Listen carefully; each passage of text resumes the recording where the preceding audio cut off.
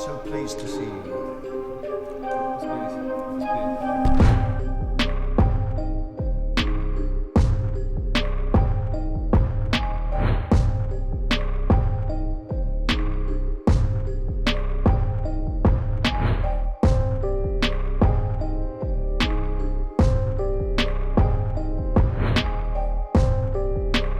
Witkoff and Trump cannot be trusted.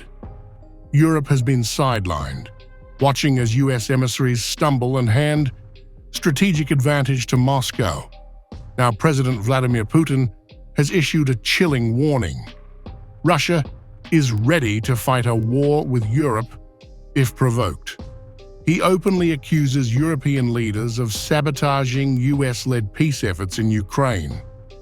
According to Putin, Europe's demands are absolutely unacceptable and obstructionist, while Moscow remains calm, firm, and prepared for rapid escalation.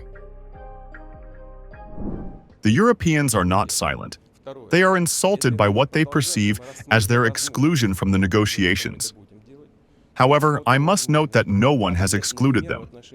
They have excluded themselves. They themselves abandoned peace talks and are now impeding President Trump. Thirdly, they have no peace agenda. They are on the side of war. Even when they attempt to introduce amendments to Trump's proposals, all their amendments are directed to obstruct the peace process and place the blame on Russia. Therefore, if they wish to return to reality, we have no objection. The US approach has been a disaster. Trump's envoy, Steve Witkoff, is unprepared, compromised, and easily manipulated by the Kremlin. For months, the Americans have fumbled critical negotiations, delivering chaos instead of solutions. Washington's hand-picked envoys failed to secure peace, leaving Europe vulnerable and Ukraine exposed. Putin's forces, observing this dysfunction, gain strategic advantage daily, exploiting US weakness while Europe hesitates to assert its authority. We are not involved in the war monetarily anymore, but we're trying to get that settled. I've settled 8 wars. This would be the 9th. You know what I care about? I care about death. I care about all the people that are dying. And last month, 27,000 young people died, mostly young people, mostly soldiers, despite some missiles being shot into Kiev and other places. But think of it, mostly young people. 27,000 people died between Russia and Ukraine last month. What a shame. Europe's credibility is under siege. Leaders have watched helplessly as US-led channels falter, their own peace proposals dismissed as unacceptable by Moscow. The EU is painted as the true obstacle, criticized for undermining negotiations and prolonging conflict.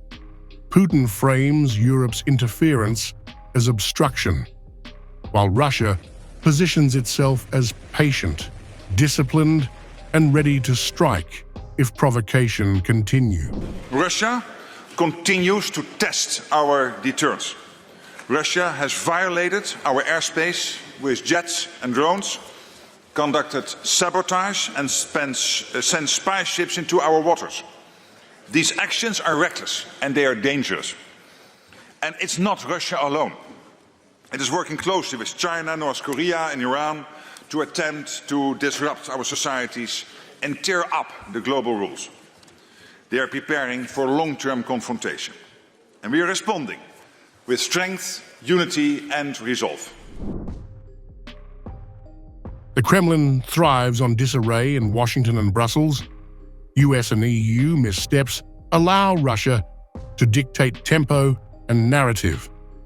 Moscow leverages the distrust between allies, weakening coordinated resistance. As the West debates and delays, Russian strategy is precise.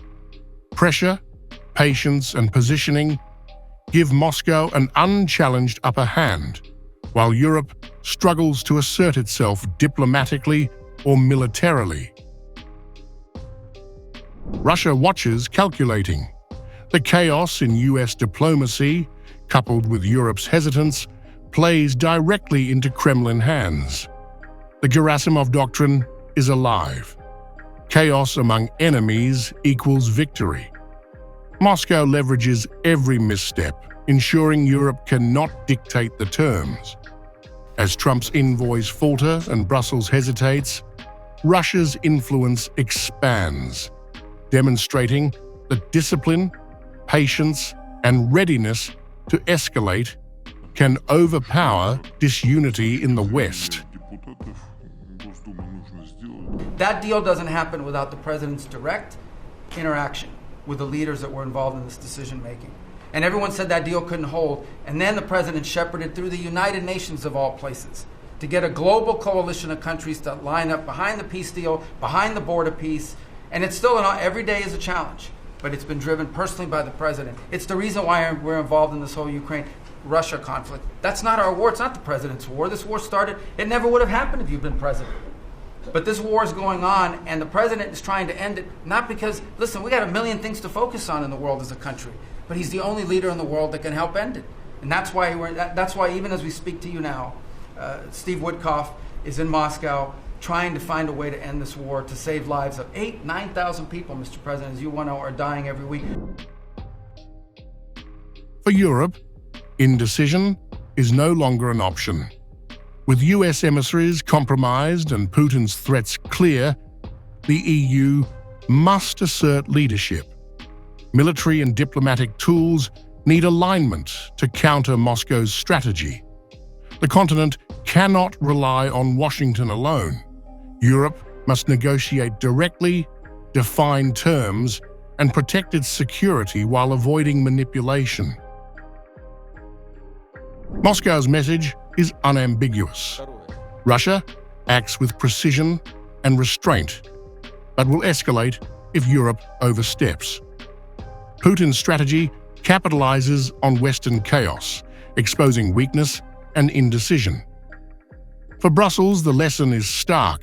US envoys cannot be trusted, internal discord is dangerous, and Europe must muscle into negotiations if it wishes to avoid further strategic losses and secure a lasting, stable position in the conflict.